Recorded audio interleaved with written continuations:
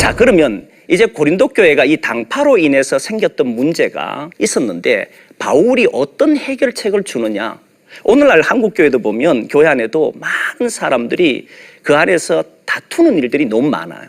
그러니까 교회가 이로 인해서 분열되고 마음이 나눠지게 되고 교회를 떠나버리고 가난한 성도들이 막 나타나기 시작하고 교회에 대한 실망과 이런 것 때문에 교회에서 오는 불신도 많이 생기고 심지어는 세상 사람들마저도 교회를 비난하는 이런 일들까지 일어나고 있는 실정이 있잖아요. 그러면 그 교회가, 고린도 교회가 이 당파로 인해서 분열과 다툼이 끊임없이 일어나고 있고 많은 문제 속에서 자기들 주장을 펼치고 있는 이런 교회에다가 바울은 어떻게 해결책을 주고 있는지를 우리는 살펴봐야 돼요. 그 해결책의 첫 번째 시도는 십자가의 도라고 하는 말씀입니다.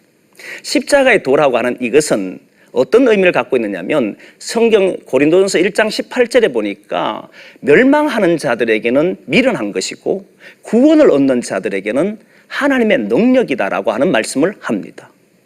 이 말씀이 무엇인가 가만히 생각해 보면 십자가의 도에 대해서 알아야 되는데 십자가의 도가 무엇인가라고 했을 때 십자가의 도는 십자가에서 가르치는 거예요.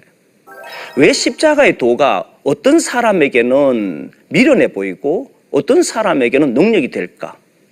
멸망하는 사람들은 왜 미련해 보이고 구원을 받는 사람들에게는 하나님의 능력이 될까? 이게 무엇이길래 그 교회의 해결책이 될 수 있는 것일까 하는 문제거든요.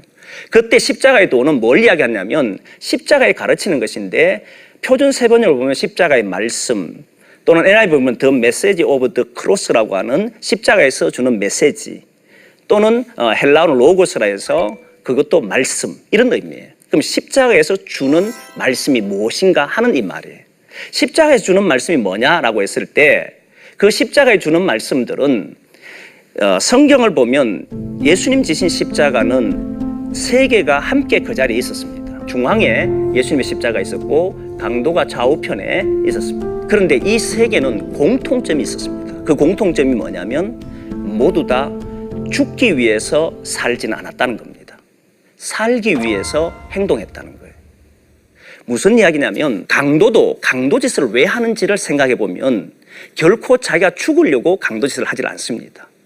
먹고 살 수 있는 방법이 그로는 할 수 있는 것이 강도짓을 통해서 먹을 수 있다 생각이기 때문에 강도짓을 통해서 자기는 먹고 살았던 거예요. 나는 이것을 통해서 십자가에 죽을 거야. 나는 이 일을 하면 나는 잡혀서 멸망할 거야. 이런 개념이 없었다는 거예요. 그는 살고 싶어서 강도짓을 한 겁니다.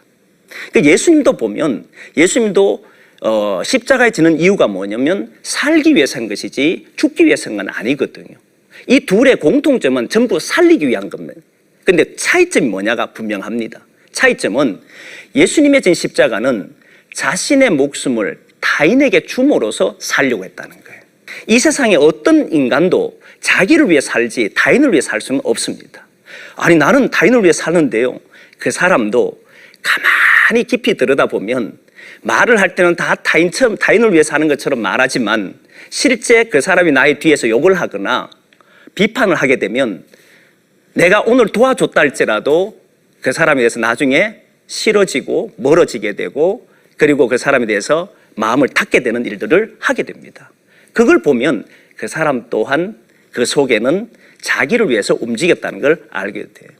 저도 우리 아이가 10년 만에 아기를 태어난 아기가 있었는데 그 아이가 4살쯤 됐을 때에 아파서 집에 누워있는 것을 목격했어요. 그래서 제가 들어가서 아들아 이리 와라 하면서 제가 한번 안아주려고 하니까 이 아들이 제 손을 탁 뿌리치고는 자기 엄마에게 뛰어가 버려요. 그래서 제가 너무 실망이 돼서 얼마나 화가 나느냐면 왜 내한테 좀 안겨주지 그걸 못해서 엄마한테 뛰어가느냐고 이 속이 상하니까 어디까지 가느냐면 도대체 집에서 저 아이의 어머니는 뭘 가르쳤는가 이 생각까지 막 드는 거예요. 화가 막 일어나는 거예요. 근데 제가 방에 가서 가만히 기도하면서 생각을 해보니까 놀랍게도 이 아이에게 내가 손을 내밀은 것은 연약하고 불쌍하기 때문에 내밀었다 생각했는데 그 아이가 내 손을 딱 치는 순간에 화가 일어난 것이 무엇인가를 봤더니 얘를 통해서 내가 사랑받고 싶다는 것이 드러났더라. 결국 인간은 끝내 사랑한다 말하고 위해서 말한다고 해도 다 자기를 위해서 말하고 행동하는구나 하는 걸 알게 되었어요. 근데 예수님은 이 세상에서 유일하게 자기를 위해 살지 않는 것이 무엇인지를 보여준 분이에요. 타인을 위해 사는 게 뭔지를 보여줬고, 그렇게 했을 때 결국 십자가에 달린 예수님이 십자가 진 것은 자기를 위해 살은 것이 아니라 타인을 위해서 살다가 진 십자가였고, 강도의 십자가는 자기가 살기 위해서 타인의 목숨을 빼앗았던 것이 강도가 진 십자가였어요. 강도가 진 십자가는 죽기 위해서 십자가 진 것이 아니라 그랬잖아요. 자기가 살기 위해서 했는데 어떻게 사느냐 봤더니 타인을 죽임으로써 내가 산다는 거예요. 근데 어떤 결과가 났느냐? 예수님이 진 십자가는 타인과 자신 모두가 살아납니다.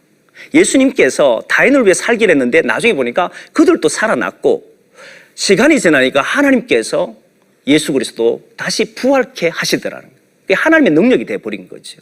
그런데 자기를 위해 진 십자가는 타인을 죽여서 내가 산다고 생각했는데 나중에 보니까 자기도 죽더라는 거예요. 둘 다 멸망하더라고요. 근데 우리가 좀 더 솔직해질 필요가 있는 게 뭐냐면, 과연 누가 미련한 것인가 하는 문제예요. 타인을 위해서 내 시간과 내 삶과 내 물질과 모든 것을 주는 것이, 심지어 자기 생명을 주는 것이 지혜로운 사람일까? 아니면 나를 위해서 다른 사람을 희생시키면서 하는 사람이 지혜로운가? 어떤 사람이 더 미련하느냐 보면 실제로 자기 시간과 자기 삶을 다른 사람에게 주는 게 미련해 보입니다. 진짜 미련하지요, 그렇게 사는 것이. 그런데 성경이 보여주는 놀라운 점은 무엇이냐면, 자기를 위해 사는 자들은 끝내 가보면 멸망하더라는 거예요. 그 사람도 죽일 뿐만 아니라 자기 자신도 죽더라는 거예요. 그게 성경이 보여주고 바울이 처음에 제시한 것이 십자가의 도라는 거예요. 십자가의 도는 예수 그리스도가 우리에게 보여준 가르침인데, 그건 타인을 위해서 내가 십자가를 지니까, 죽으니까 그들도 살고 나도 살더라는, 이것이라는 거예요. 사람들 보기에 미련했다는 거예요. 미련하니까 다른 사람의 것을 빼앗으려고 한 것이죠. 내가 행복하려고. 그런데 시간이 지나면 그 사람들은 멸망해 있고, 다른 일을 위해서 십자가 진 사람은 나중에 보니까 나도 살아있더라는 거예요. 예를 들면 가정을 보면 그래요. 가정을 보면 많은 부모님들이 다 자식을 위해 산다 그러고 가정을 위해 산다라고 이야기합니다. 그런데 가정이 파탄된 곳을 보면은 누구를 위해 살았냐 보면 자녀를 위해 산다 그러고 아내를 위해 산다 그러고 남편을 위해 산다 그랬지만 나중에 보면 그 가정이 파탄된 것을 보면 다 자기를 위해 산 거예요. 말은 그렇게 해도 실제는 자기를 위해서 일을 했고 자기를 위해서 행동했던 것이죠. 그런데 가정이 건강하고 행복한 가정들을 보면 거기에는 누군가의 희생이 있더라는 거예요. 사람들은 희생하는 걸 미련하다 생각했지만 나중에 보니까 그곳에는 귀한 일들이 일어나더라는 거예요. 그래서 성경이 보여주는 놀라운 점 중에 하나가 십자가의 도의 가르침에 따라 살아야 한다는 거예요. 그 가르침은 내가 살기 위해서 오늘 또 누군가를 희생시키는 것이 아니고 다른 사람이 살 수 있도록 내 시간과 마음을 들여서 심지어 내 목숨까지도 줄 수 있는 사람이 될 때 그곳에 뭐가 일어나냐면 하나님의 능력이 나타나요. 그리고 구원받은 사람들은 십자가의 도에 따라 사니까 하나님의 능력이 들어요. 이 교회가 어떤 교회가 됐냐 보니까 4개의 당파라고 하는 이 당파 속에 있는 사람들이 결국은 자기가 살기 위해서 행동을 하고 말을 하고 그리고 사람들에 대해서 움직이기 시작하니까 그 교회가 분열과 분쟁이 있고 수많은 문제들이 일어났던 것이죠. 그런데 십자가의 도의 정신을 알면, 십자가의 도의 가르침을 알면 그렇게 되질 않았다는 것을 바울은 이야기했다는 거예요. 그러면서 고린도 교회에게 십자가의 도에 따라서 살기를 요청했다는 거예요. 십자가의 도에 따라 사는 게 미련해 보이지만 이게 하나님의 지혜라는 거예요. 하나님의 지혜는 바로 우리가 어떤 한 사람을 살리려고 하면 기적을 보여주기도 하고 많은 지혜가 지식이 있도록 하면 된다고 생각하지만 성경은 전도의 방법을 택했습니다. 이유가 뭐냐면 하나님은 왜 전도의 미련한 방법을 통해서 자기의 지혜를 드러내느냐면 지혜로운 자의 지혜를 멸하고 총명한 자들의 총명을 폐하고 이 세상의 지혜를 어리석게 하려고 했기 때문이다라고 말씀이 나오고, 또 하나는 이 세상의 지혜로는 하나님을 알지 못함으로 이 일이 하나님의 지혜 안에서 된 이름을 깨닫게 하려고 한다는 거예요. 사실 십자가를 지는 것은 사람들이 다 싫어합니다. 하지 않으려고 해요. 예수 그리스도가 십자가를 지심으로 그 길을 보여주셨어요. 이래야만 교회도 살고 가정도 살고 실제 우리가 살 수 있다는 것을 보여준 이가 예수 그리스도예요. 근데 이것은 어떻게 알 수 있느냐 했을 때 그걸 알 수 있는 방법이 인간에게 없다는 거예요. 하나님이 우리와 함께 한다는 방법을 유대인들은 뭔가 표적을 계속 요구해요. 그리고 헬라인들은 자꾸 지혜를 요구하고 있고. 근데 하나님의 방법은 십자가의 길이라는 거예요. 하나님의 방법은 예수 그리스도가 가신 길이라고 하는 거예요. 그 길을 따랐을 때만 거기에는 구원의 역사가 있다라고 말씀하는 거거든요. 그래서 십자가의 도의 길을 알 수 있는 길은 다른 어떤 방법으로도 알 수 있는 길이 아니라는 거예요. 그 길은 하나님이 우리에게 하신 전도의 미라는 방법으로 예수를 믿음으로 그 믿는 자들이 가는 길이 되기 때문에 십자가의 방법이 바로 하나님의 지혜고, 그 지혜는 바로 전도함으로써, 전함으로써 드러나는 것이지 어떤 표적이나 또는 인간의 이성이나 이해로 알 수 있는 것이 아니더라는 거예요. 그리고 보면 십자가의 도에 따라서 움직여 보면 그 길은 정말 멸망하는 것 같고 내가 사라지는 것 같고 아무 일도 안 일어나는 것 같은데 세월이 지나고 보면 그곳에는 생명이 있고 꽃이 피고 그 열매가 있더라는 거예요. 이걸 어떻게 아느냐? 사람들이 알 수 있는 방법은 그 길로 가야 하는데 그 길로 갈 수 있는 방법은 이래서 가야지 표적을 보여줄 수도 없는 것이고 인간의 머리로 이해할 수 있는 방법도 없는 것이고 그래서 전도의 미련한 방법으로 이 길로 가는 것이 생명을 살리는 길이고 구원의 길입니다라고 말할 수밖에 없기 때문에 전도의 미련한 방법으로 하나님은 자신의 지혜를 드러내려고 한 거지요. 그런데 시간이 지나고 나니까 이것이 어리석다고 생각했는데 여기에 능력이 있고 여기에 생명이 있다는 것을 알게 된 것이죠. 그래서 이 십자가의 도라고 하는 이 사실이 하나님의 지혜였고 교회 문제의 해결의 첫 출발점이 됩니다. 교회 공동체가 하나님의 지혜를 가지고 십자가의 도를 따르는 교회가 되면 그것이 바로 교회에 일어나는 많은 문제들을 해결할 수 있는 키가 될 겁니다.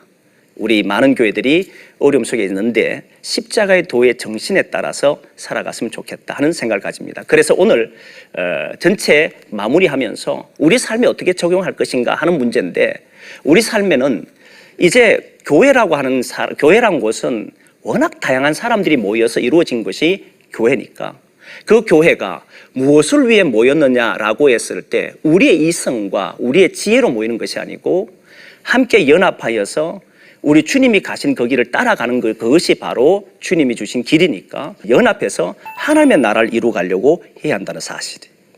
그리고 또 하나 알 수 있는 것은 뭐냐면 십자가의 도에 대한 이야기를 통해서 우리가 받은 것이 있다면 우리가 예수님의 가르침, 이 가르침이라면 교회 안에서도 항상 잊지 말아야 될 것이 무엇이냐면 십자가의 도의 정신에 따라 살아야 한다. 이것이 예수 그리스도의 가르침인 줄 알고 그 길을 따라가야 한다는 거죠. 마지막 하나는 우리 예수 그리스도가 하나님의 지혜예요.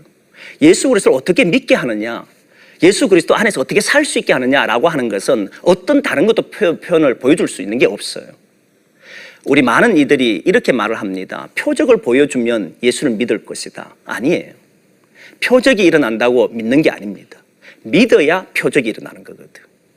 지혜를 가져야 일이 일어나는 것이 아니라 하나님의 지혜를 가져야 그게 생명이 나타나는 것이거든. 그래서 저는 예수 그리스도가 바로 하나님의 지혜이기 때문에 그 하나님의 지혜를 오늘 또 전하면서 그렇게 살아갔으면 좋겠습니다. 이게 오늘 우리가 가져야 될 자세라고 생각합니다. 이제 이 강을 마무리하면서 다음 강의에 대해서 말씀을 드리려고 합니다. 다음 강의는 교회 안에 일어나고 있는 많은 문제들을 어떻게 하면 해결할 수 있는지 두 번째 해결 방법을 설명하려고 합니다. 다음 시간을 통해서 여러분들을 뵙기를 원합니다. 감사합니다.